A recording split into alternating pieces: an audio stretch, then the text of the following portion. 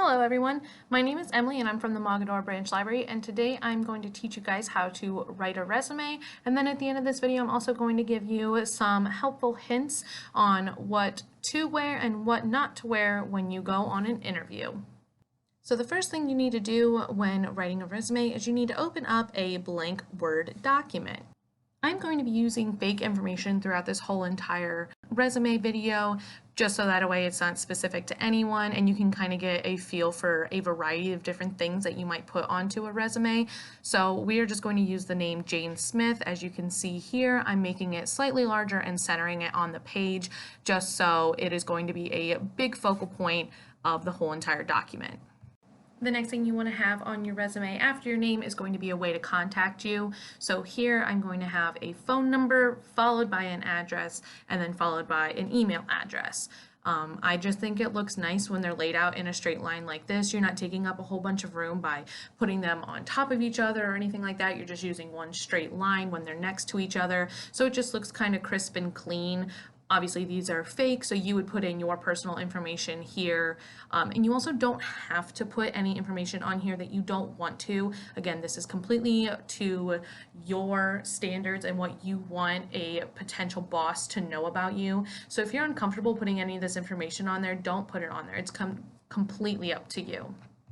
What you see me doing now is just editing our header with the name and contact information a little bit, just changing the spacing and sizing around until I got it to how I wanted it to look. You can do this at any point during the creation of your resume. I kind of do it as I go, just so I don't have to go back and fiddle with the whole entire thing. I just do it in little chunks, but you can do it however or whenever you want. So the next thing that we're going to be putting on our resume today are the 5 section headers for the next categories that we're going to be working with on the resume.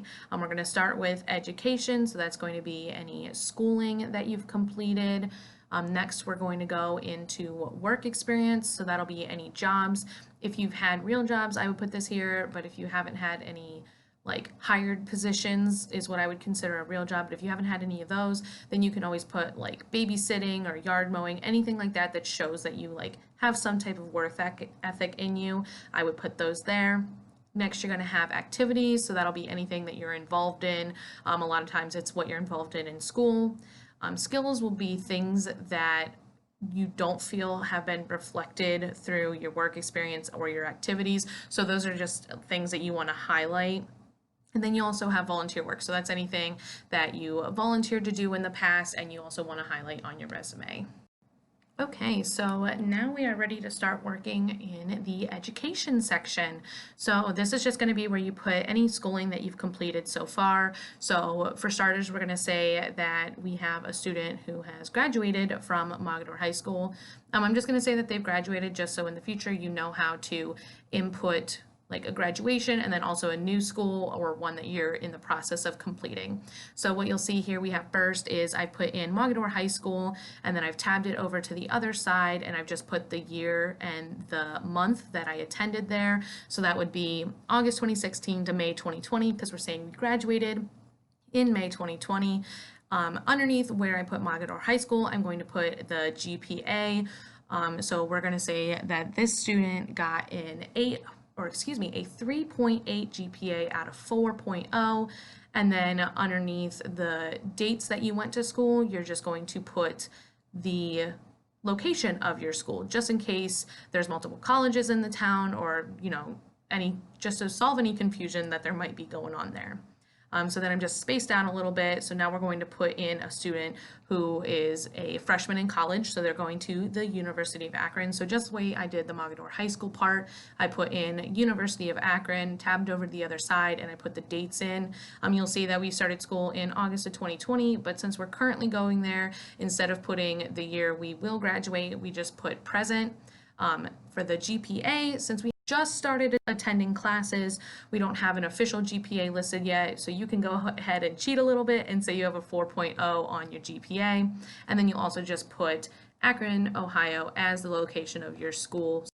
The next section we're going to work on is our work experience. So we're going to follow the same layout that we did for the school, but instead of our schooling, we're going to put the job experience that we have. So for our Jane Smith here, we're going to say that she is currently working at Giant Eagle, and we'll say that she got her job last November for the holiday season.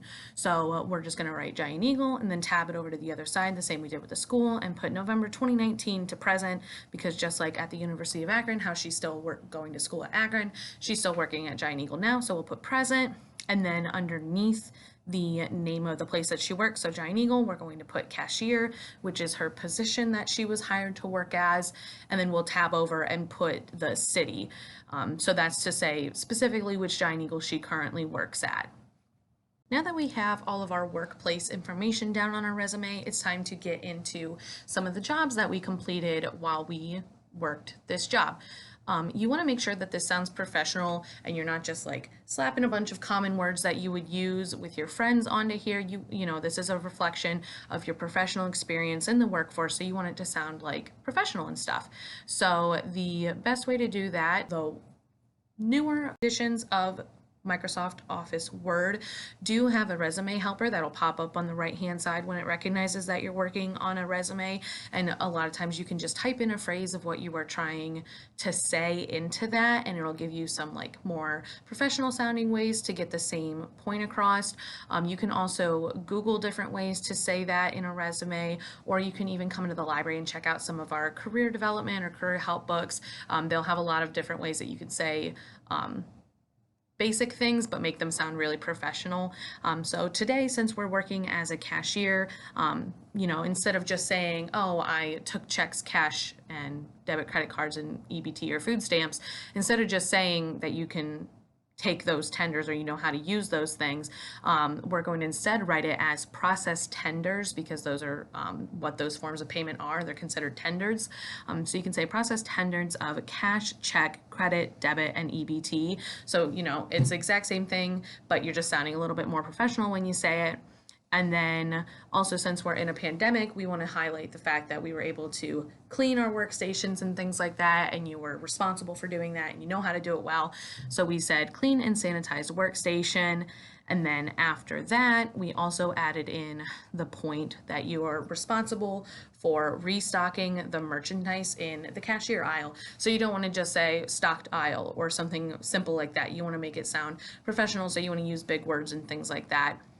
So responsible for restocking merchandise in your aisle. And then we'll also say that Jane Smith was responsible for training new employees. So we put that on there as well. You don't want to go overboard with the things that you put here. Like, you don't want to list every single day-to-day item that you are responsible for doing here, but like the overall job description of your job, you want to put those things in here and write them out to sound professional.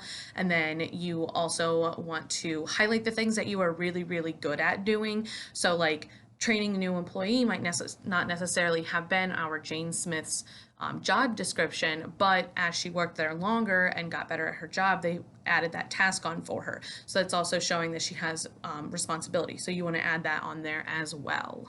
The next section that we're going to work on is our activity section. So this is where you're going to put anything that you are involved in that doesn't fall under volunteer work or work experience. So for this example, we're going to use student council and girls basketball. So those are things that we're going to put on here. You'll want to put, I should have mentioned this in the work section too, but if you have more than one job or more than one activity that you're involved in, you'll want to put the ones that you think are the most relevant to the job that you are applying to on the top, and then all the other ones underneath in order of when you were involved in them. So for the job experience section, we only had one job, so it didn't really apply there. But for our activity section, we're going to put student council first, because we think that that's going to be the most reflective of things that we can do in a job, since we're working in a group, and we also had a leadership position of vice president. So we're going to put that one first, and then followed by girls basketball as well, because that would show that we're good with teamwork and working in groups and that kind of thing.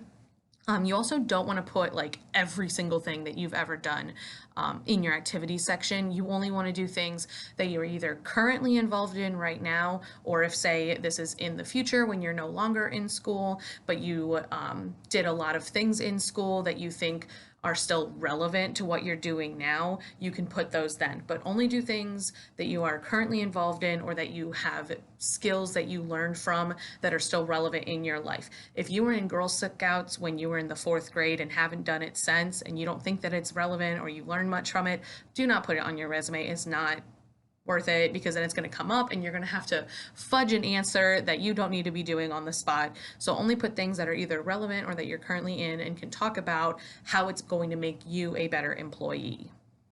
The next section we're going to work on is our skills section. So here you are going to put any skills that you have. That's an important part.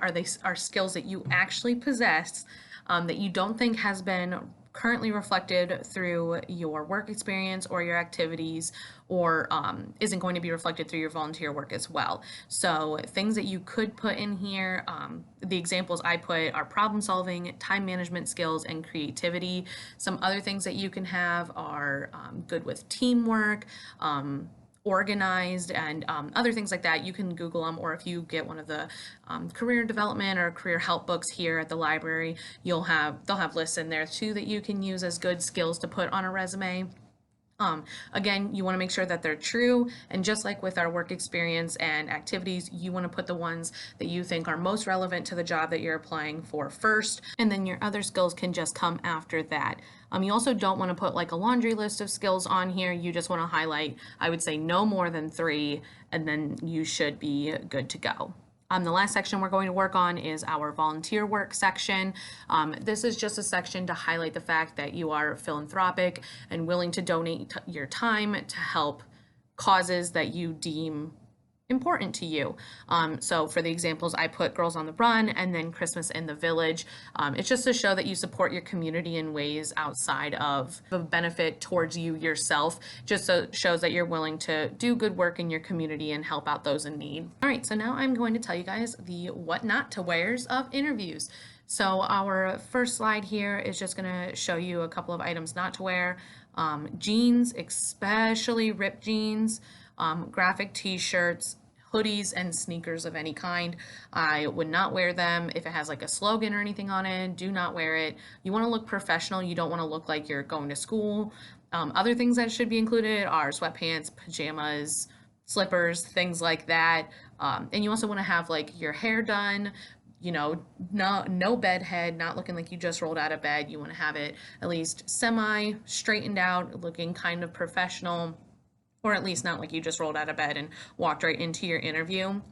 And then the to wear of our interview attire slide, you want to wear either nice slacks. You might be able to get away with a nice pair of like a dark denim jean in some cases, but know the job that you are applying for and know whether jeans are going to be appropriate or not for that interview. It's always safest to go with a nice pair of slacks instead of jeans. A button down, a blazer coat if the situation's right, a nice tie or bow tie, dress shoes. You can either wear heels or flats, ladies. It doesn't have to be like super crazy stilettos or anything like that. You don't even have to wear heels, just like, you know, a nice pair of slip-on shoes. You can wear a dress or skirt, but make sure that it's modest and not like showing the bottom of your butt cheeks. You want to make sure that you're covered. It's almost knee length.